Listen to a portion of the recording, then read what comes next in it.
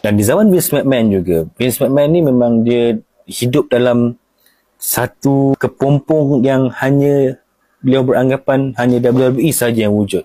Beliau tak pernah mengiktiraf company-company lain, apatah lagi nak bekerjasama.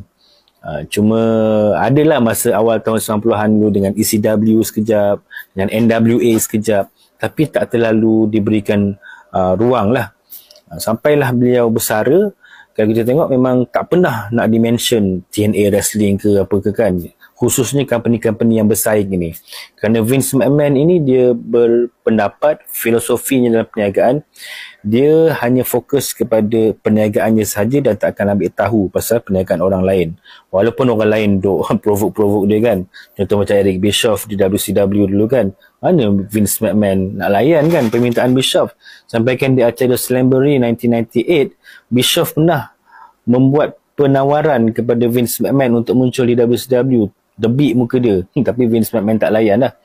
Berbeza dengan era Triple H, kita dapat saksikan Triple H mula memberikan ruang dan acknowledge promotion-promotion lain. Contoh macam sekarang TNA Wrestling kan.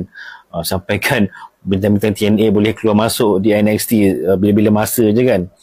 Kemudian dengan syarikat-syarikat di Jepun, syarikat-syarikat gusti seperti Noah dan sebagainya. Yang terbaru ni Triple A di Mexico.